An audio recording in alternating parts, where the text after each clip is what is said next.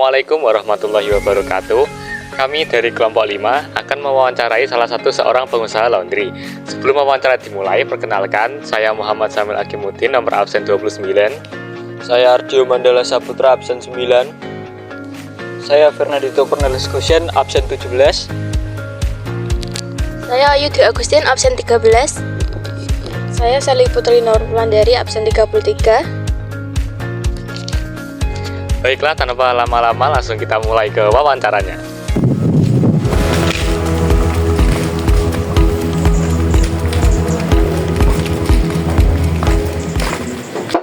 Assalamualaikum.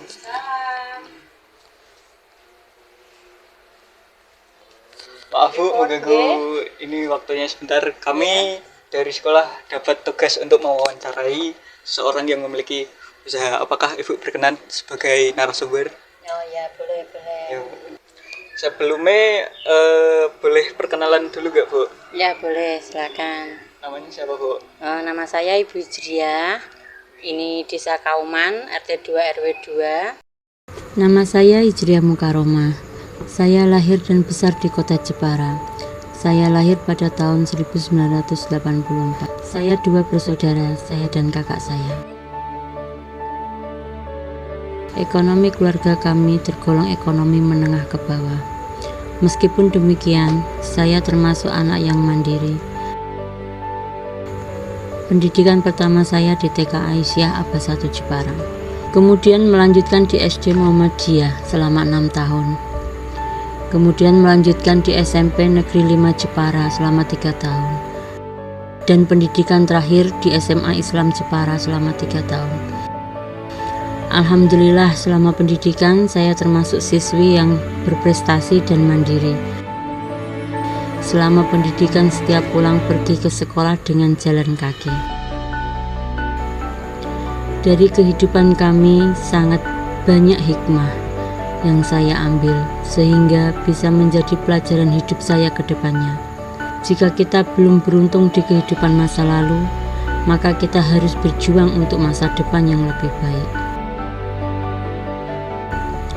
Setelah lulus SMA, saya bekerja di toko pakaian selama 4 bulan. Kemudian bekerja di minimarket hampir 1 tahun.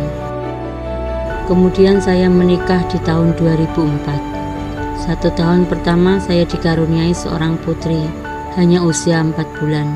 Putri saya meninggal. Saat itu hidup saya dan suami sangat hancur.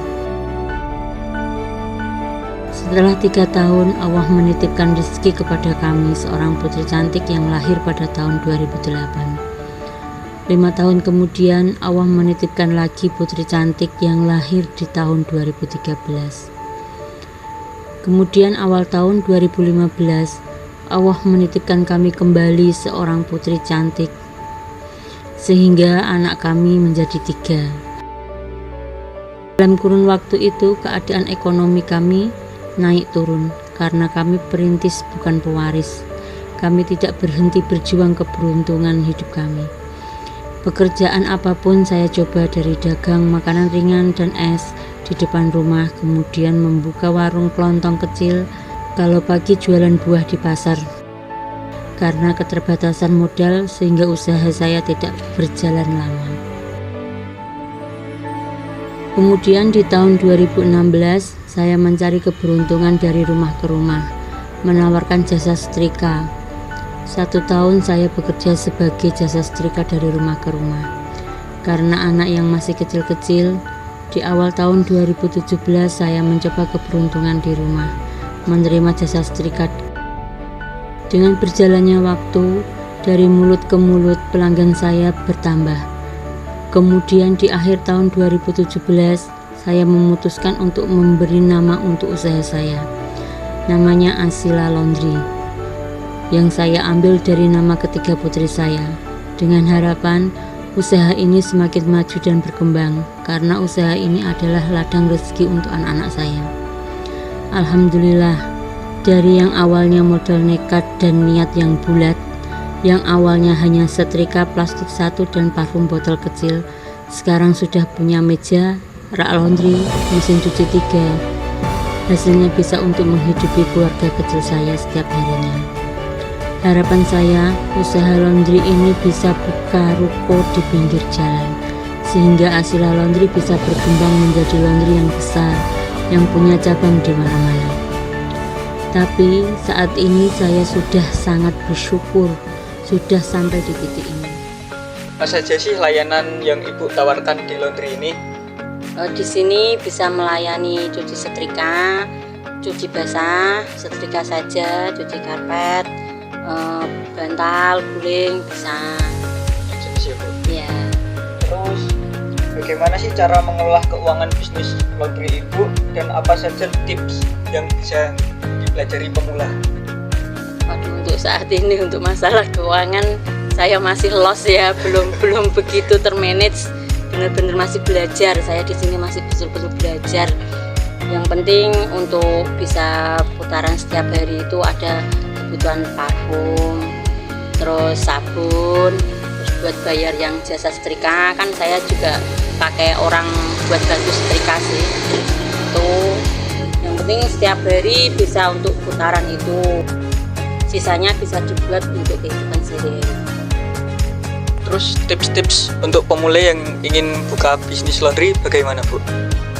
Dimana di situ ada niat, harus ada tekad yang bulat, harus semangat. Pokoknya modal nekat lah, bismillah, semua Allah pasti ngasih jalan. Terus apa aja sih tantangan yang Ibu hadapi dalam menjalani bisnis laundry ini? Tantangannya gini ya, kadang kalau kita punya rekan kerja yang kurang pas, hasil setrikaannya itu loh yang banyak dikomplain tuh di situ. Waktu saya pegang sendiri beberapa tahun kan, awal beberapa tahun itu tak pegang sendiri, itu pelanggan puas, ya bersih, rapi, harum, kan seperti itu. Dan berhubung pelanggan semakin banyak, otomatis kan saya butuh tenaga bantuan. Akhirnya saya ambil karyawan. Kalau hasil setrikaannya kurang bagus kan pelanggan juga komplain. Nah, kendalanya di situ. Wawancara selanjutnya dilanjutkan Ardio. Baiklah, saya Ardio yang akan melanjutkan wawancara selanjutnya. Bagaimana Ibu mempertahankan kualitas mesin dan peralatan laundry? Untuk masalah mesin, setiap seminggu sekali kita selalu membersihkan. Di dalamnya kan pasti ada kotoran-kotoran bekas cucian. Itu setiap seminggu sekali pasti dibersihkan. Bagaimana mempertahankan usaha laundry Ibu di era yang sekarang banyak sekali saingannya? Untuk mempertahankan harus kita jaga kualitas ya, kualitas dari cucian, kualitas setrikaan, hasil setrikaan, terus kualitas parfum, aroma laundrynya itu. Apa saja rencana Ibu untuk mengembangkan bisnis laundry Anda di masa depan? Rencananya pengen buka di pinggir jalan ya, biar usahanya lebih maju dan berkembang. Baiklah, selanjutnya wawancara dilanjutkan oleh teman saya. Baik, sesi wawancara akan saya lanjut. Bagaimana kendala Ibu yang sering Ibu alami saat melayani pelanggan? Kadang pas waktu jam kerja listrik padam, waktu musim hujan gak ada panas. Itu karena saya belum punya oven ya. Itu kendala terbesar sih buat saya. Apakah ada nasihat dari Ibu untuk kami dalam memulai usaha di masa depan? Pesan saya, mau usaha apapun itu, mau modal sekecil apapun itu, dimana ada niat, kita punya tekad, harus tetap semangat. Insya Allah semua pasti ada jalannya, semua pasti akan berhasil, akan sukses pada waktunya. Baik, terima kasih atas saran dan masukan dari Ibu Widriah telah meluangkan waktu untuk sesi wawancara dari kami. Mohon maaf jika kami ada salah. Kami izin untuk mundur diri. Oke, mungkin cukup itu saja dari kelompok kami, wawancara singkat yang sungguh mengesankan bagi kami. Baik, sekian dari kelompok kami. Assalamualaikum warahmatullahi wabarakatuh.